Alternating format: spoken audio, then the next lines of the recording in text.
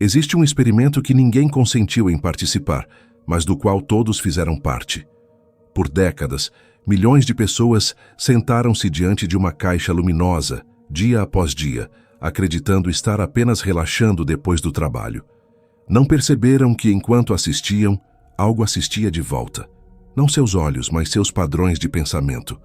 A televisão não é um espelho da sociedade. É uma máquina de formatação cerebral que opera em silêncio, reprogramando neurônios através da repetição hipnótica de imagens e narrativas cuidadosamente construídas. O mais perturbador. Funcionou tão bem que as vítimas defendem seus algozes. Chamam de entretenimento aquilo que Schopenhauer teria reconhecido como o instrumento mais eficaz para fazer as massas renunciarem ao uso da razão. Enquanto você acreditava estar escolhendo o que assistir, cada frame, cada corte, cada risada enlatada estava esculpindo os limites do que você seria capaz de pensar. A idiocracia em massa não foi um acidente. Foi o resultado previsível de 50 anos de engenharia social transmitida em alta definição. A primeira coisa que você precisa entender é que a televisão nunca foi projetada apenas para informar ou entreter. Desde sua massificação nos anos 1950, ela operou como um dispositivo de padronização cognitiva. Não é coincidência que governos e corporações investiram bilhões para colocar um aparelho em cada casa. Eles sabiam exatamente o que estavam fazendo. Quando você liga a TV, não está simplesmente recebendo informação. Está entrando em um estado neurológico específico. Ondas cerebrais diminuem para o padrão alfa, o mesmo de um transe leve. Sua mente crítica se desativa. O córtex pré-frontal, responsável pelo julgamento e análise, reduz sua atividade. Você se torna um receptor passivo, permeável a sugestões. Essa não é uma metáfora poética. É neurociência básica que os criadores de conteúdo televisivo conhecem há décadas.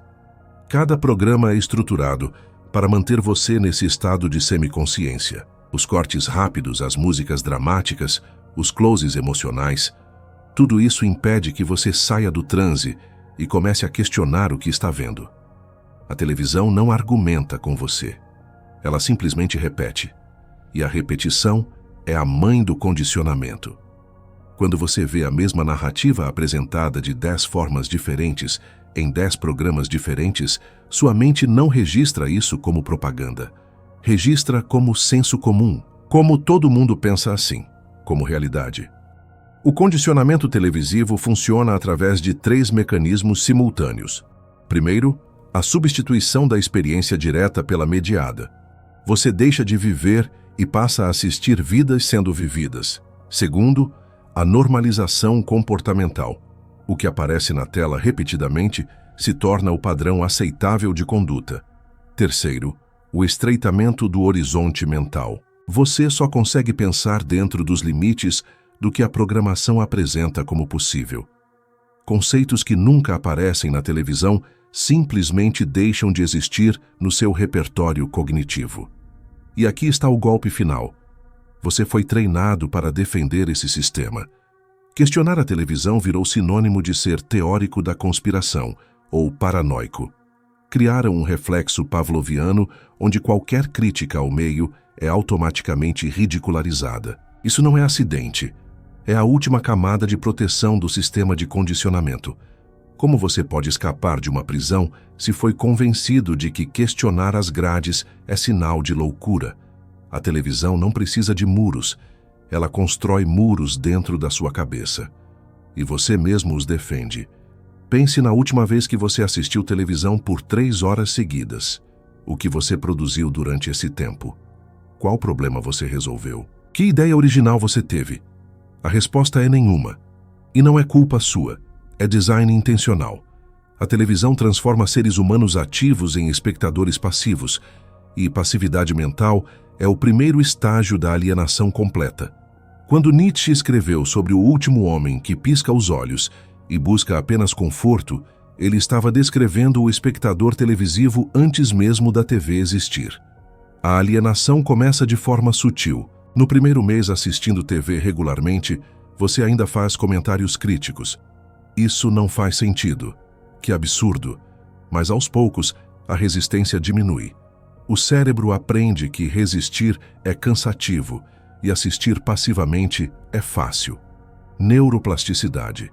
Seu cérebro literalmente reconstrói suas redes neurais para se adaptar à passividade. Os neurônios que sustentam o pensamento crítico atrofiam por falta de uso. Os que processam estímulos rápidos e superficiais se fortalecem. Em 6 meses, você não está mais assistindo TV. A TV está assistindo você se transformar. O espectador passivo desenvolve características específicas, reflexos rápidos para estímulos visuais, mas incapacidade de manter concentração em textos longos, respostas emocionais intensas a narrativas fictícias, mas apatia diante de problemas reais, opiniões fortes sobre assuntos que nunca estudou, todas alinhadas com o que viu na programação. E a característica mais perigosa, a substituição do pensamento pela repetição. Quando questionado sobre qualquer tema, o espectador passivo não formula raciocínios originais. Ele repete frases que ouviu na TV. Acredita que está pensando, mas está apenas ecoando. Observe alguém que assiste 4 horas de televisão por dia durante anos. A deterioração é visível. Vocabulário empobrecido, limitado às expressões dos programas que consome. Incapacidade de argumentar. Apenas afirma e se irrita quando contestado. Tempo de atenção reduzido a minutos, incapaz de acompanhar raciocínios complexos. Dependência emocional do aparelho, ansiedade quando não pode assistir. E o mais revelador, incapacidade de tolerar silêncio. A mente viciada em estímulos televisivos não consegue mais ficar sozinha consigo mesma. Precisa do ruído constante para não ter que pensar. A alienação está completa quando o indivíduo perde a capacidade de distinguir entre suas próprias ideias e aquelas implantadas pela programação. Ele defende corporações como se fossem suas aliadas, repete slogans como se fossem sabedoria, consome produtos que não precisa porque viu na tela. E quando alguém aponta isso, reage com agressividade, não porque discorda racionalmente, mas porque você está atacando a estrutura mental que ele usa para evitar o vazio interno. O espectador passivo não é estúpido. Ele é alguém cuja inteligência foi sequestrada e redirecionada para servir interesses que não são os seus. A realidade não existe objetivamente na consciência humana. Existe através de narrativas que contamos sobre ela. E quem controla as narrativas, controla a percepção de realidade de milhões. A televisão não mostra o mundo. Ela seleciona fragmentos específicos do mundo e os organiza em uma narrativa que ela quer que você acredite ser a realidade.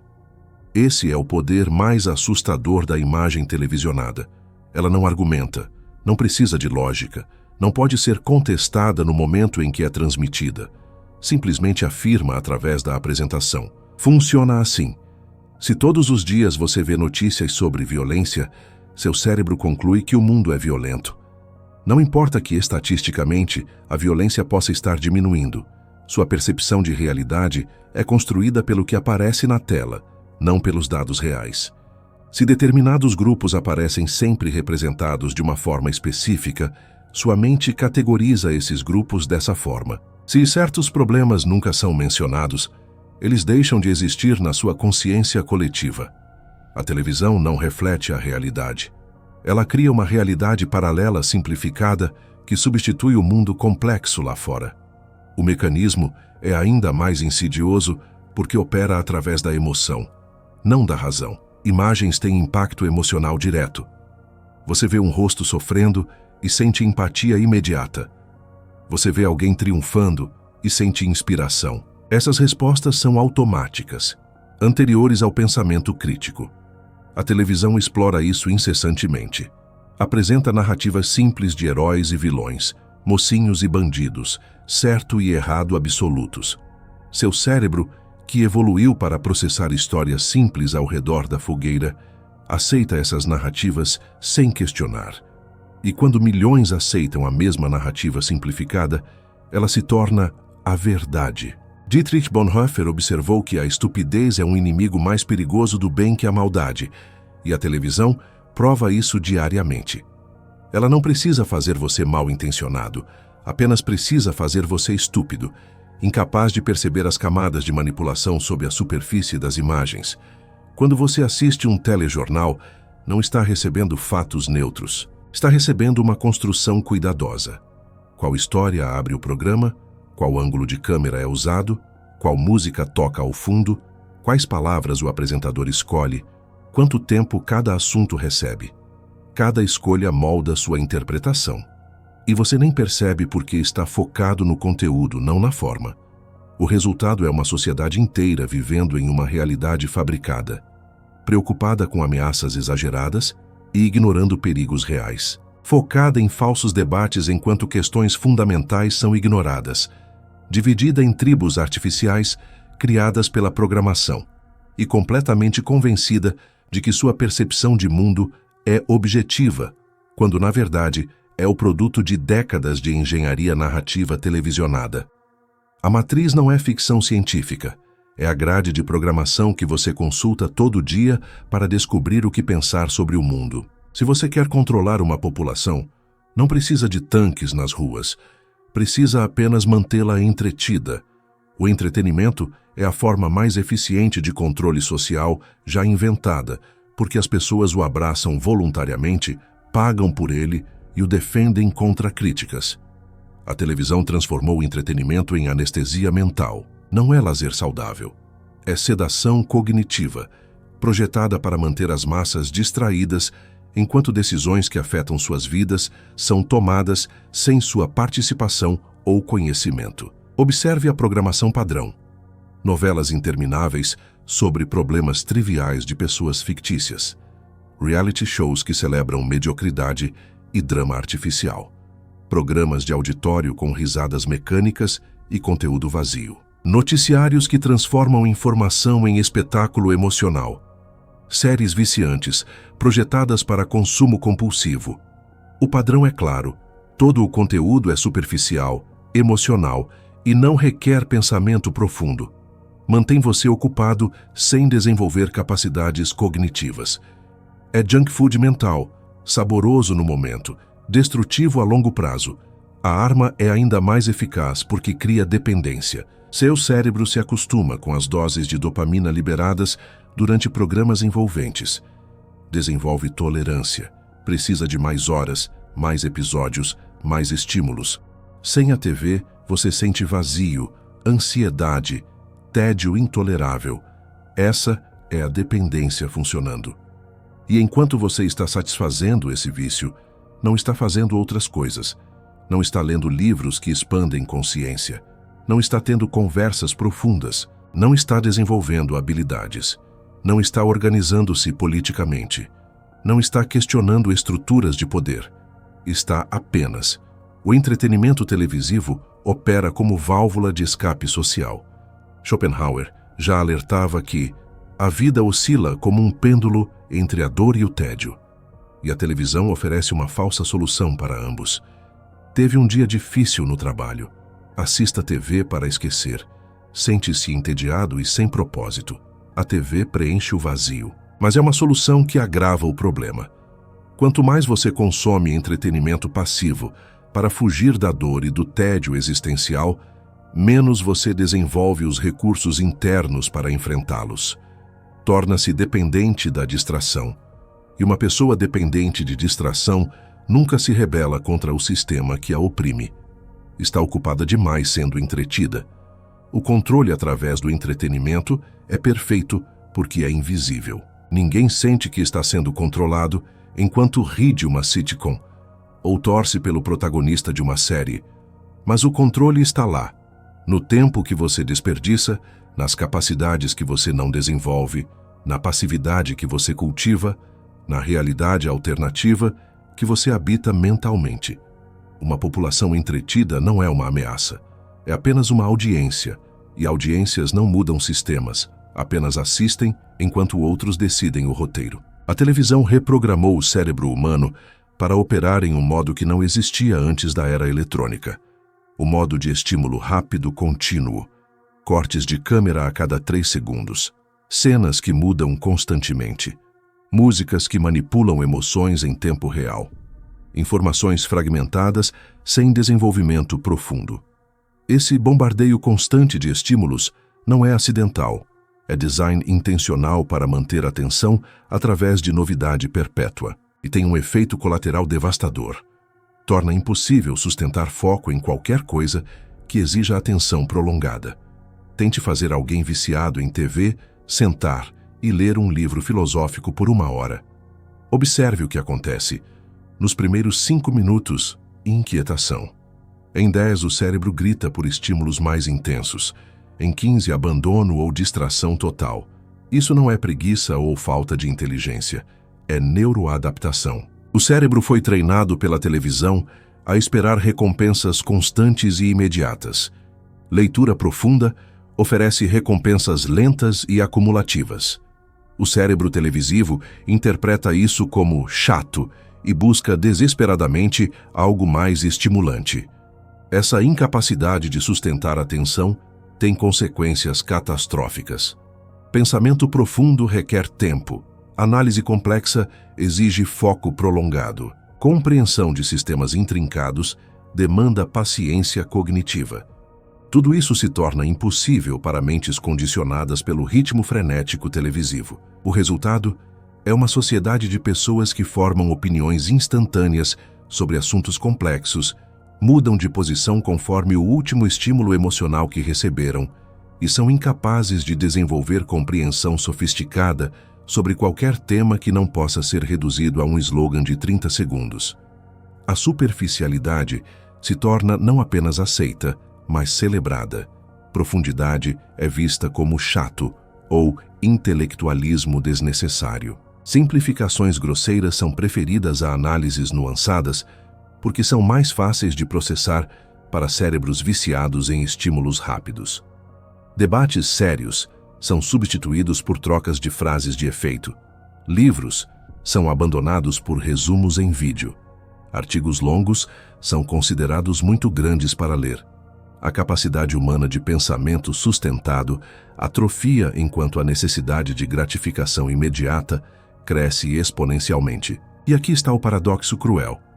Quanto mais a pessoa consome estímulos rápidos, tentando preencher o vazio interno, mais vazio ela sente.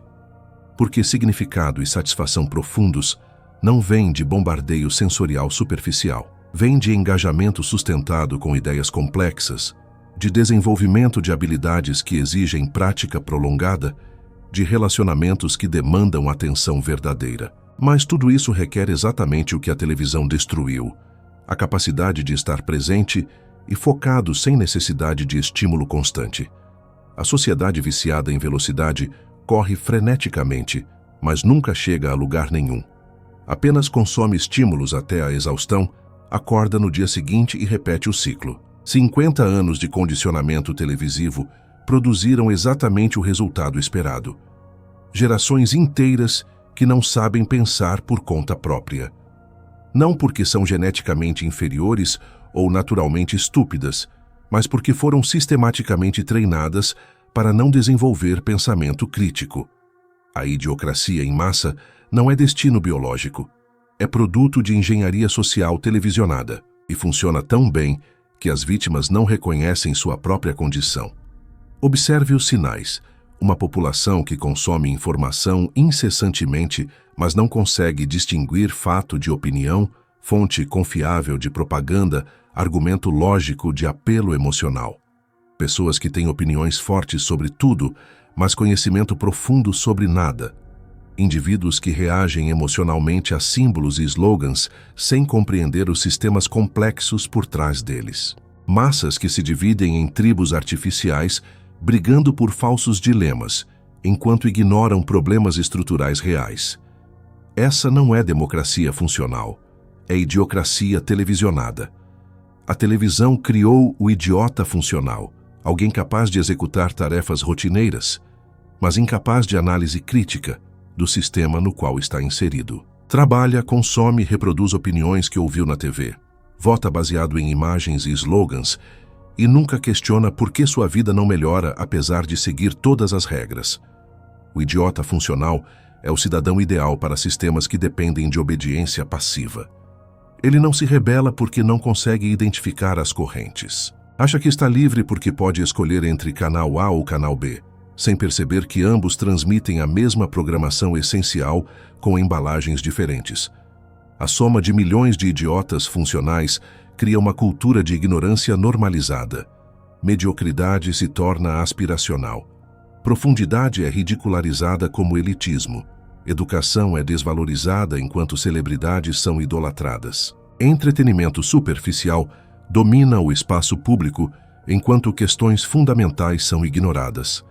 E qualquer um que aponta esses padrões é atacado pela massa condicionada, que defende violentamente o sistema que a mantém estúpida. É a defesa imunológica perfeita. O vírus convenceu o organismo que anticorpos são a verdadeira ameaça. Mas aqui está a questão final que você precisa enfrentar. Se você assistiu televisão regularmente nas últimas décadas, esses padrões estão operando em você também. Não importa quão inteligente você se considere, não importa quão crítico você pense que é. A programação não poupa ninguém que se expõe a ela. Está nos seus reflexos mentais, nos seus preconceitos não examinados, nas suas certezas não questionadas, nas suas necessidades de validação e entretenimento. A diferença entre você e o idiota funcional óbvio pode ser apenas uma questão de grau, não de natureza. E reconhecer isso não é derrota. É o primeiro passo real para a desprogramação. A idiocracia em massa só é irreversível se permanecer invisível. No momento em que você reconhece o condicionamento, pode começar a desmontá-lo. Mas isso exige algo que a televisão passou décadas tentando destruir em você: a coragem de pensar por conta própria, mesmo quando é desconfortável, mesmo quando é solitário, mesmo quando significa admitir que você foi manipulado. A pergunta não é se fomos todos programados. A pergunta é: o que você faz agora com esse conhecimento? Antes de nos despedirmos, você reconheceu algum desses padrões operando na sua própria vida? Se esta mensagem tocou algo em você, digite nos comentários. Tempo de despertar. Não esqueça de compartilhar este conteúdo com quem precisa questionar a realidade fabricada, ative o sininho e se inscreva para mais filosofia que desafia o óbvio. Até o próximo vídeo.